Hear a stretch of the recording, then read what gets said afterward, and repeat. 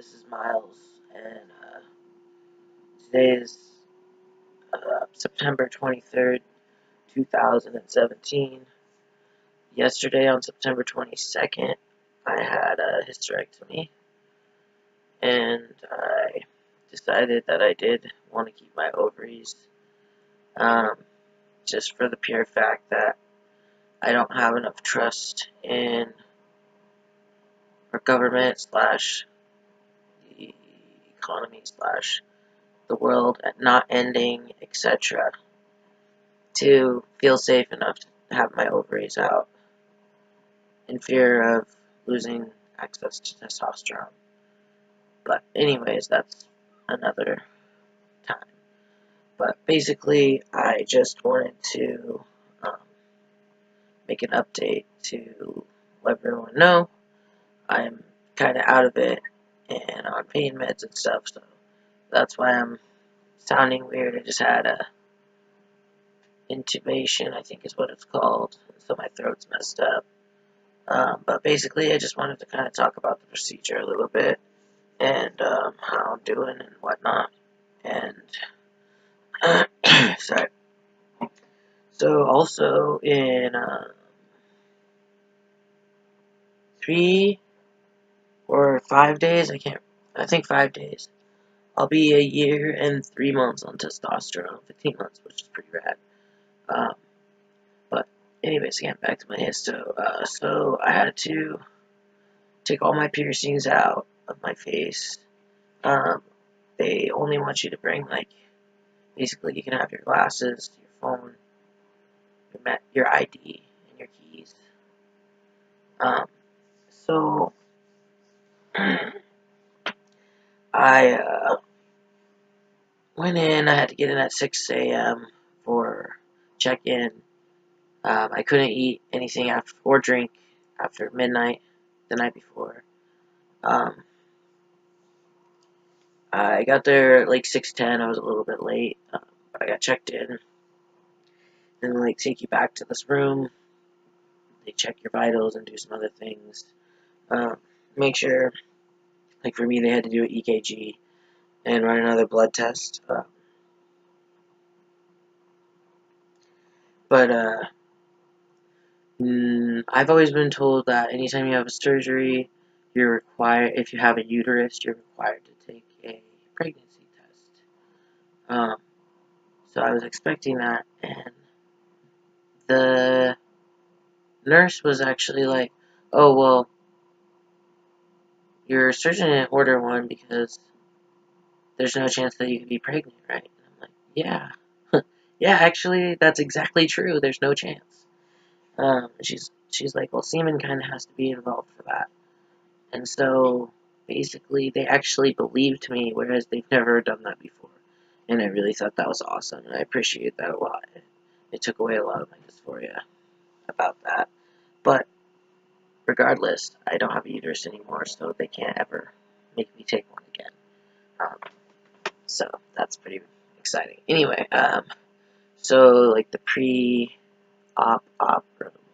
So you're, like, getting prepared, they get you all ready, and then they take you back to the operating room, and they made, like, for my last surgery, my top surgery, my neck was not propped up properly, and so for, like, 6.5 hours, I was just in this really awkward position, and I woke up, and I was in such pain back here because my head wasn't properly stabilized while I was in surgery.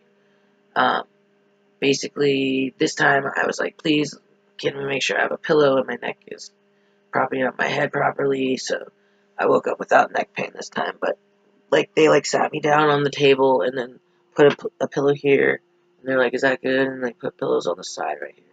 It was really great, and I don't have any like pain where I did the last time, so I'm really thankful for that because that was tough.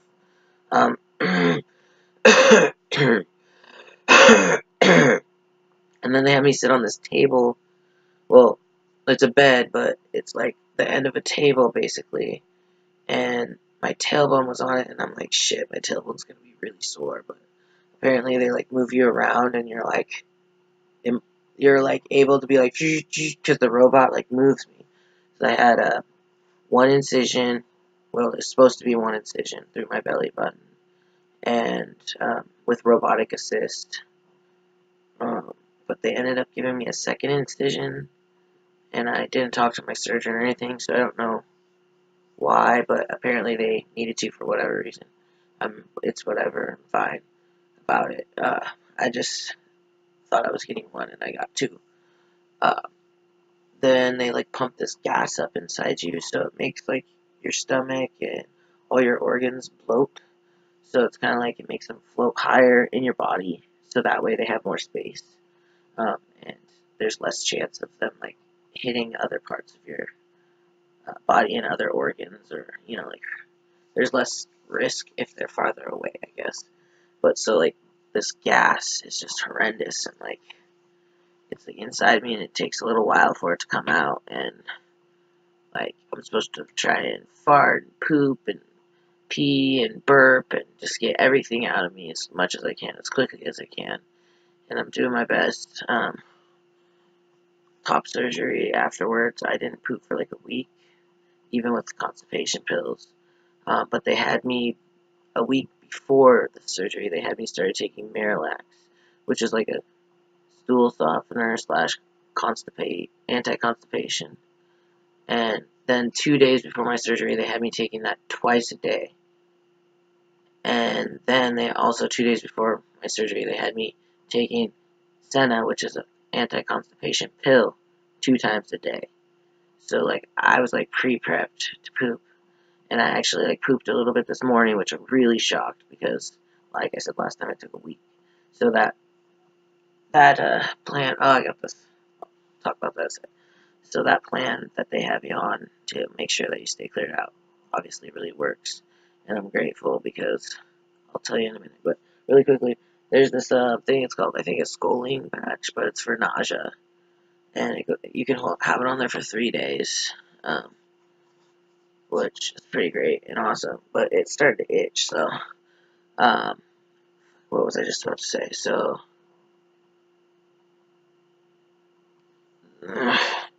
sorry, I'm kind of out of it. I was talking about my second incision. Oh, I totally forgot, but anyways, I'm sure I'll come back to it at some point. So, oh, not being able to poop, that's what I was talking about. So I pooped a little bit today, which is good, but I could definitely poop more. So, like, once I went into surgery, and they had me sat on the table, and then when I woke up, like, after surgery, the first thing that I remember, and, like, first thing that I felt was just, like, the worst in my entire life urge to poop.